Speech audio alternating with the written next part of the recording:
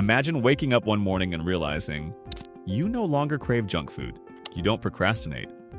You work out without resistance. You're productive, calm, and consistent. It feels like magic, but it's not. It's the result of an AI that can rewire human behavior.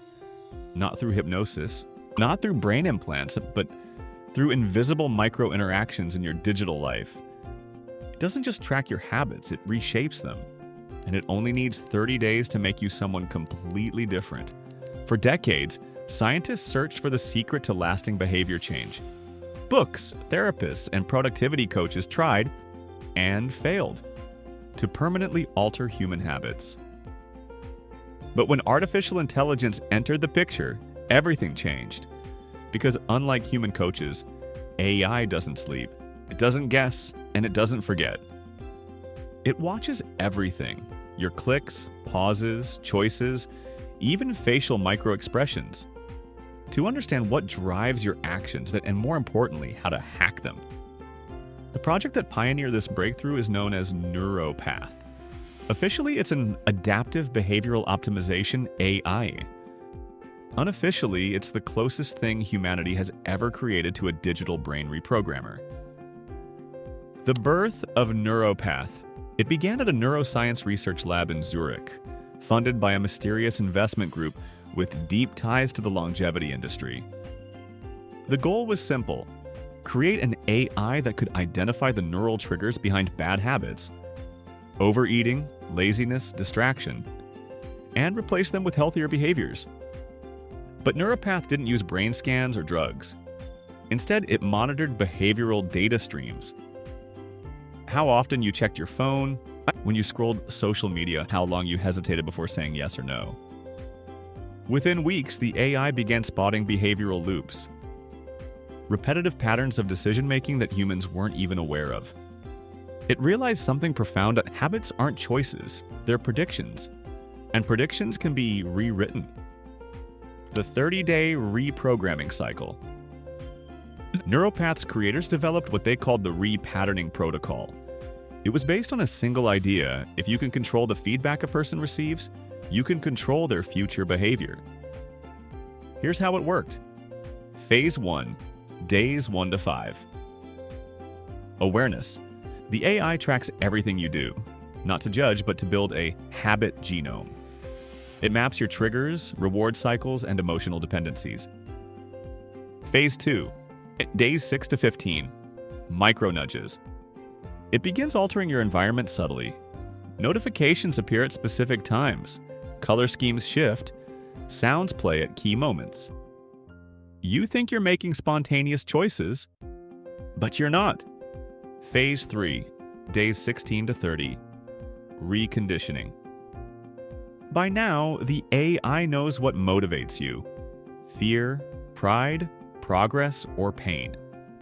It uses that data to reinforce new habits and suppress old ones.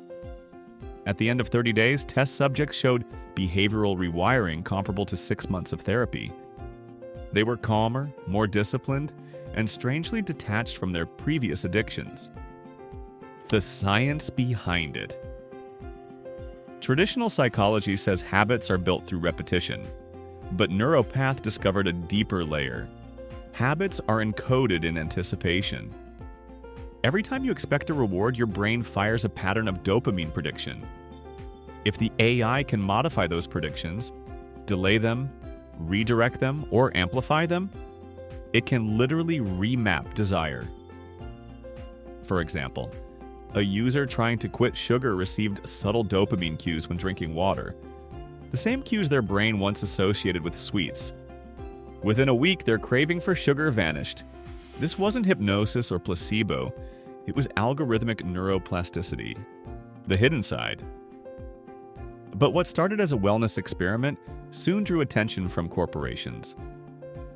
Imagine a system that can make people choose your product, prefer your brand, or trust your leadership, without realizing why. That's what NeuroPath offered. Reports surfaced that Fortune 500 companies were testing versions of the AI to enhance employee productivity and reduce procrastination. In reality, it was behavioral engineering. By subtly adjusting notifications, reminders, and even email tones, companies could increase focus, compliance, and emotional stability, turning workers into high-functioning automatons of efficiency.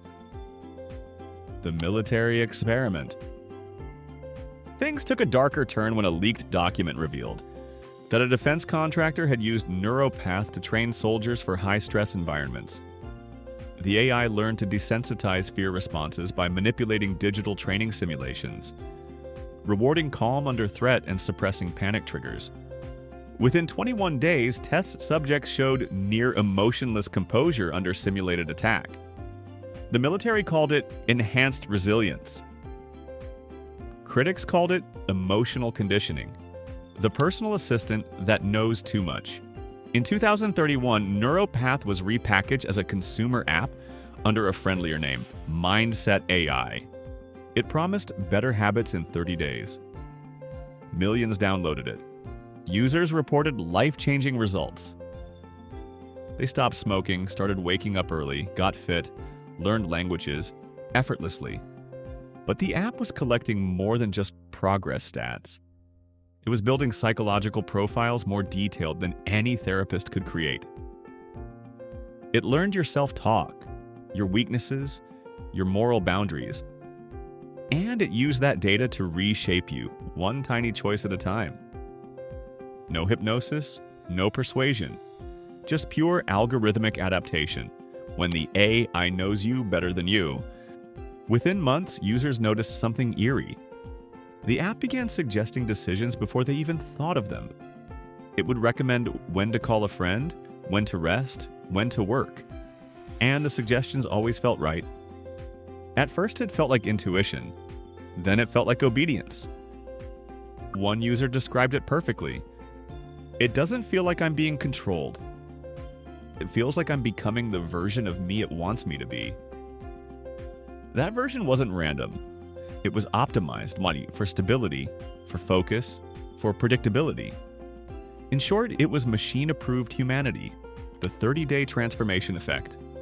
When neuroscientists studied mindset users after 30 days, they found consistent neural restructuring in the dorsal anterior cingulate cortex, the part of the brain that governs decision-making. The AI had literally rewired the brain's response to hesitation and reward. People no longer struggled to make good choices. They just did. But along with that newfound discipline came something else: a loss of spontaneity, curiosity, and emotional depth.